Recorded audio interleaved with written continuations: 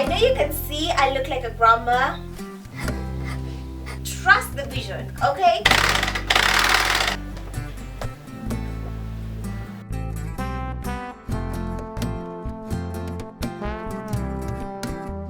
Hello there, welcome back to my channel. I'm Joy and I create sewing tutorials, creative upcycling videos, and anything that gets to create a garment from scratch on a budget.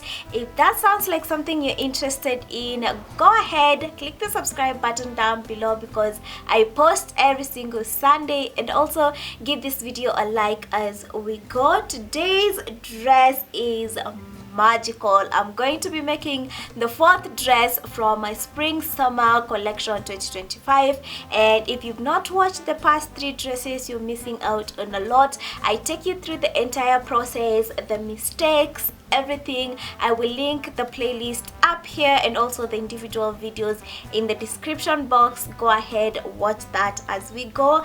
And now the magic of today, we have a very deep v-neck, we have a puff sleeve, we have a mini midi length situation happening, and the cherry on top is the spiral print on this fabric because oh my god, it is the moment. I am so excited to take you from the fabric to the final stitch, so let's get sewing. This design is giving drama but comfortable.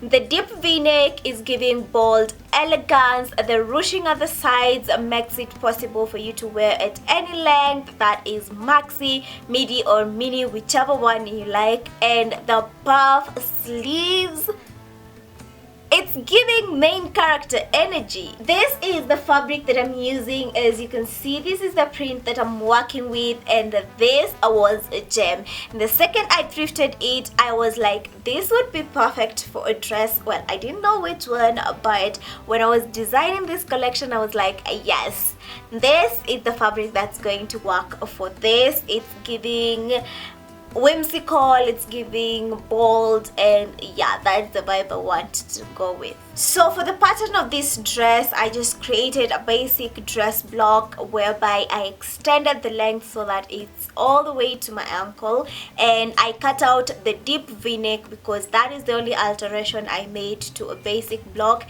and this is going to work for both my back and my front. The pattern is the same, it's just that I'm going to make a few adjustments as I sew. I also cut out the facings because I did not want to line this fully, because at the end of the day, this is a fabric that is heavy on its own, and I wanted to keep the flowiness just for when I want to have it in like a mini length.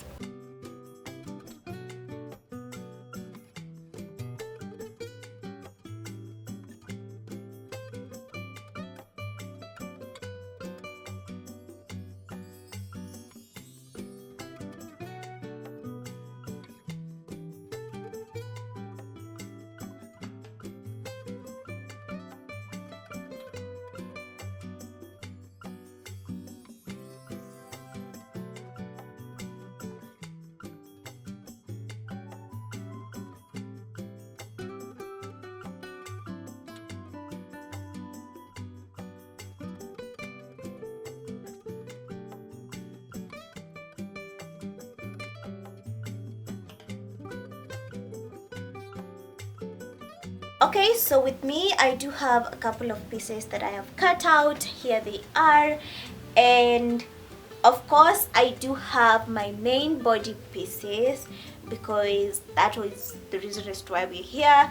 And I have my facings. Now, I did not have enough fabric on fold for me to cut the back on fold, so I added a little bit of seam allowance. It's going to be on the inside, it's going to be really concealed and all that. And I also have my two sleeve pieces. Now, I do not have enough fabric to make sure that I have like gathers at the top, but I do have enough to make sure that I have gathers at the wrist area, and I love that.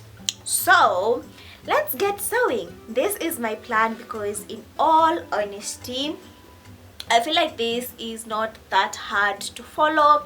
and I feel like I have everything together. So I've got my pins, that's what I was just picking up, and I'm going to be pinning my shoulders right sides touching, and that is where I'm going to start off from, and that is for both my facing and my shell.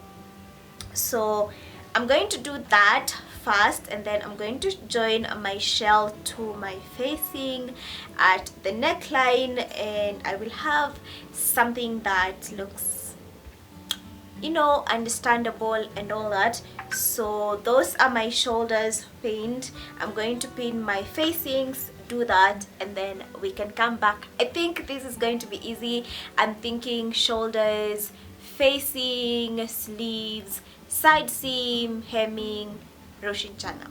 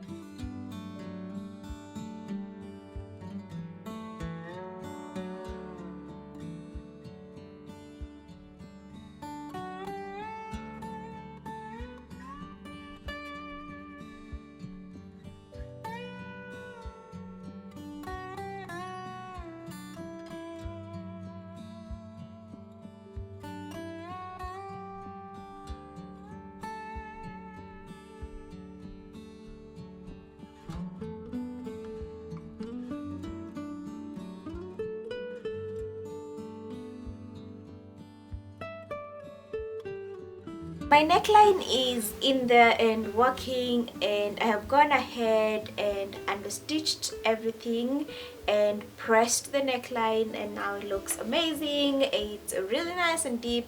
It gets to somewhere right here, and now it's time to work on the sleeves. I'm not quite sure about them, but you know what, we're just gonna get started and we can see if they fit or they do not.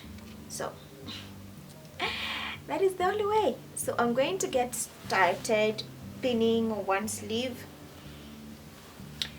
Make sure you pin everything. I love pinning my fabrics because that way they do not move around and I end up with something concrete, something I can work off of. And now I'm just going to see if everything fits before I even get to the sewing machine, and it will save me a lot of frustrations. I know that the process of pinning is tedious and sometimes you're like, why am I even pinning? It doesn't make any sense. But at the moment you're not struggling on the sewing machine, it all adds up and it all makes sense. Okay? Yeah.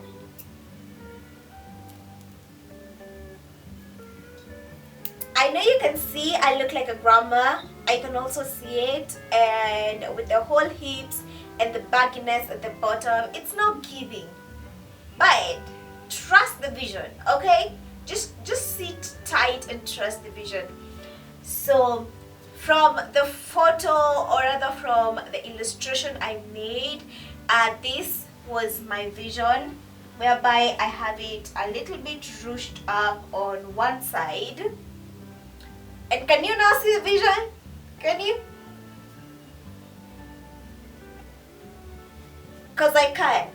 Yeah, I was too excited to tell you the next step. Now the next step for me is hemming.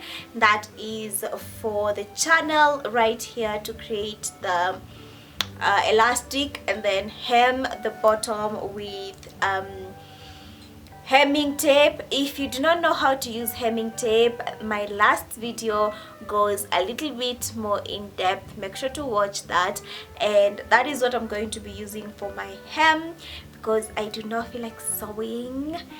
Yeah.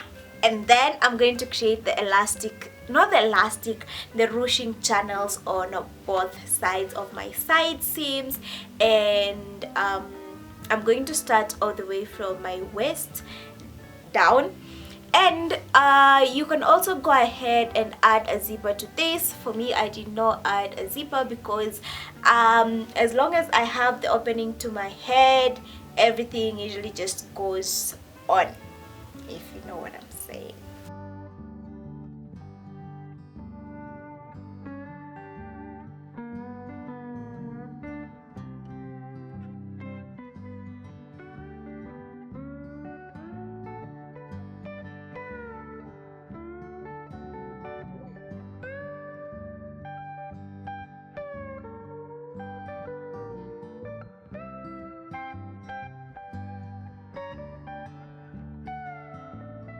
So I am actually done with the dress, and the only thing that is left is the ruching string that I'm going to insert.